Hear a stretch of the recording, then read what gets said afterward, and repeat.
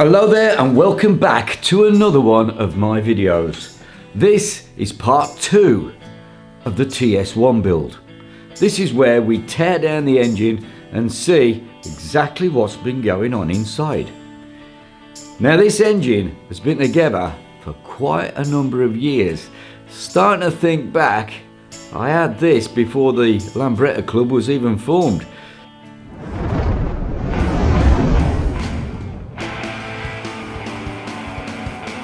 So that makes it a minimum of 25 years old.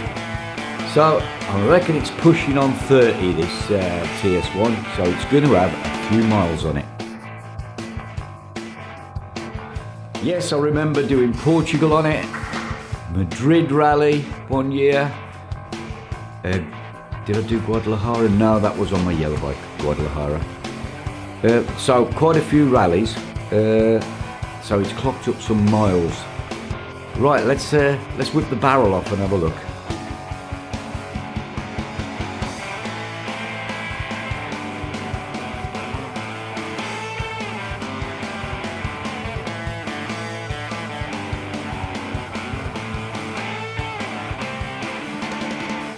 So as we start to take this barrel off, we can see that the head has had a really good seal. That's not looking too bad at all. And there's not that much build-up of carbon, so the oil was pretty good quality. So it hasn't been running on shit oil either. So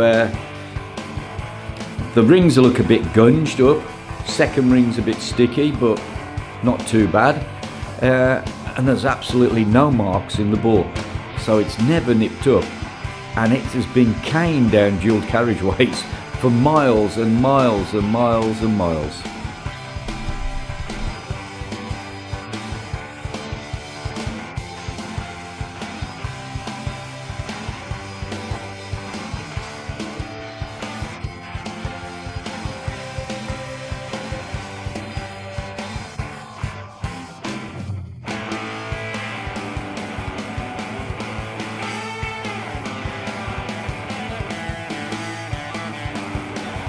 Okay, we've had the barrel off and the bore's pretty good. All the ports are standard.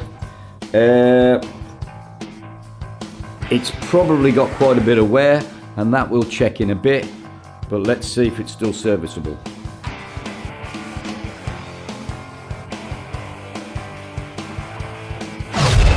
This is what our t-shirts look like.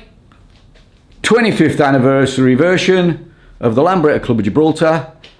That's our little flag, national flag on the back there, looking cool. We're looking for new members. Anybody wants to join, international members are welcome. You get a t-shirt and you get a banner, whatever the banner is, so I'll show you in a minute. You get a banner and stickers in the pack, in the entry pack, and then you become a member of the prestige Lambretta Club of Gibraltar.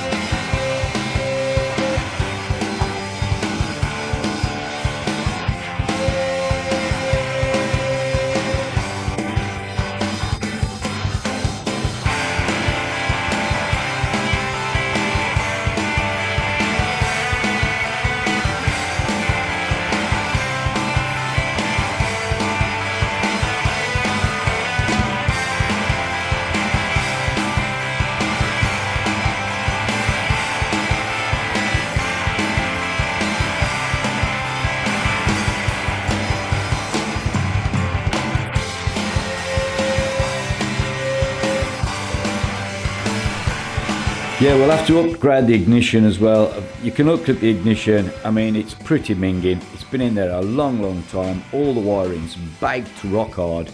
I don't think it's going to be too reliable. So we're going to upgrade for the vape ignition, brand new vape ignition.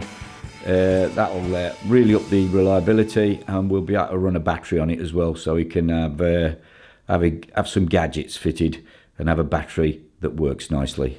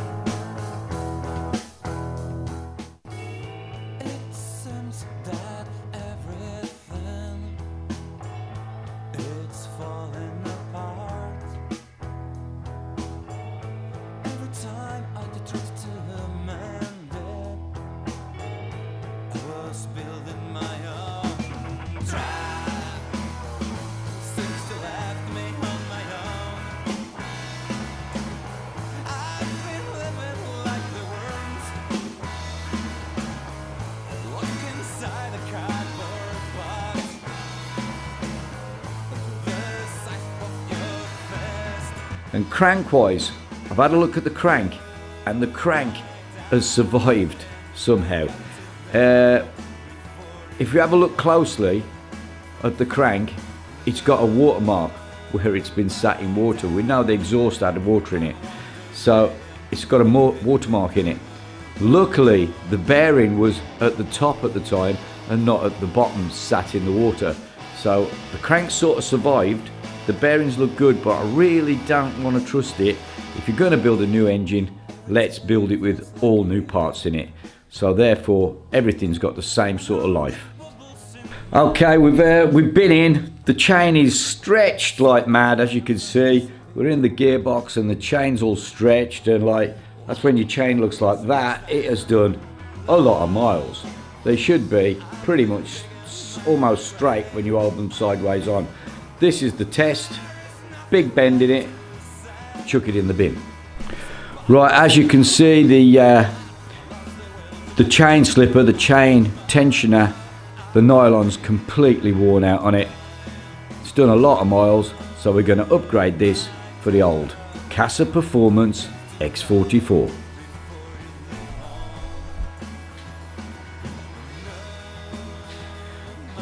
Piston's got quite a bit of blow-by on the rings, so they're going to be worn, and we'll check them now.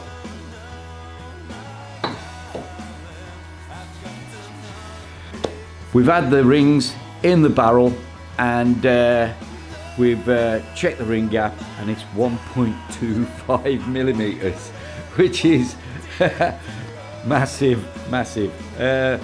Plus the piston's got 6 thou clearance in it as well, so it's sort of on borderline, and I think we should just go for a new kit to be on the safe side.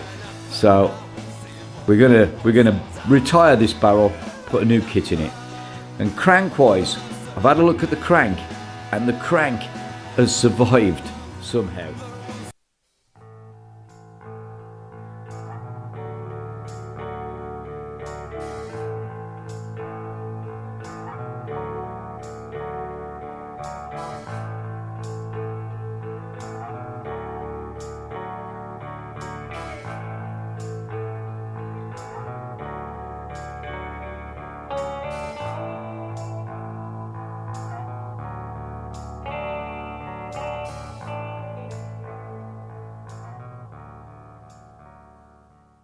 Right, well, we can see the crank sort of survived. There's the watermark in the bottom where the crank was sat in the water. But the reason it actually stopped, and the guy probably just parked it at the side of the road, leaned it against the wall and said, fuck it, was simply because the woodruff key sheared. So for a 25p woodruff key, he was off the road. Sad.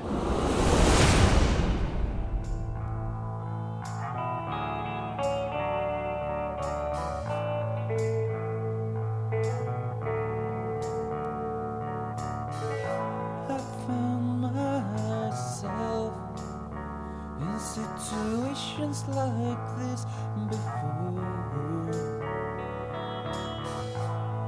useless and drunk, facing the mirror you have become. I've read in books that nothing lasts forever. Stay close to you, I might never lose you again. I can't explain, I won't explain. Right, yeah, we've pulled out the clutch plates, as you can see, and all the plates are stuck together. And that's because when your bike's been standing for so long, the clutch is under pressure all the time. It dries the clutch plates out, then they just bind on to the steels, and they don't let go. You have to take the clutch out and prise them all apart. But this one has got so much wear on the tabs that it just rattles, because it rattles into the basket.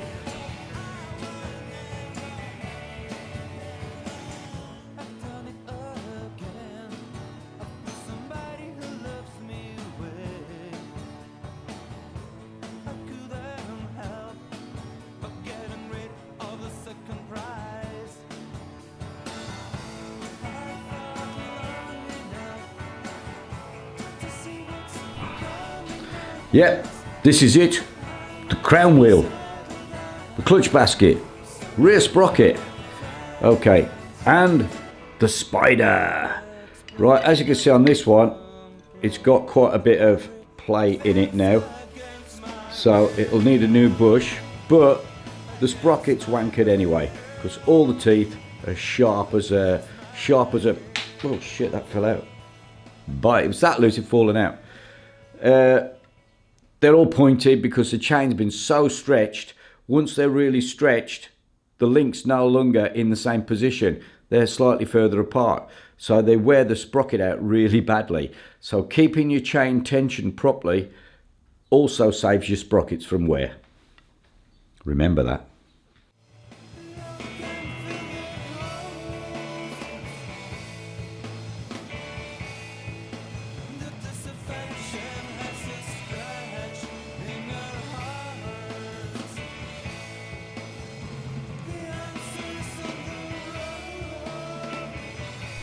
So I'm going to be looking forward to ordering all the parts for this. We're going to go for just a BGM 5-plate clutch, I think. All new bearings, all new seals, new gaskets. In the gearbox we'll be putting new pugs into the selector. We'll be putting a brand new gear selector in it because that's worn. We'll be also fitting a hopefully SIP race crank 60mm stroke. Our 110 rod, and we're going to go for a Monza 225 kit. Don't forget to like and subscribe to my channel. The Steel Weasel, you know it makes sense, it's the best one on the internet. Almost.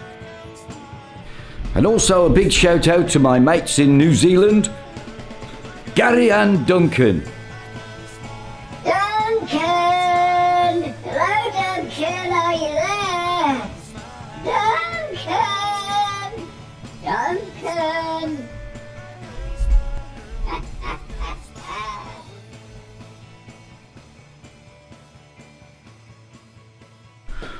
Oh right, I forgot something. I had a postman came the other day and he dropped me off a little package, and I've got it over here. Hang on a minute. Da-dan! It has arrived, Sticky. Right, I'm not allowed to tell anybody what it is until January the 7th. But in the meantime, I will be testing this new part that's not yet in production and not yet available to the public. This is the sample. So I've been blessed of one of many, I don't think how many, but a few, to test this new product for Sticky. And it'll be in a video on January the 7th. So I just show you what it is. Nah. Shall I just, you just want to have a little peek?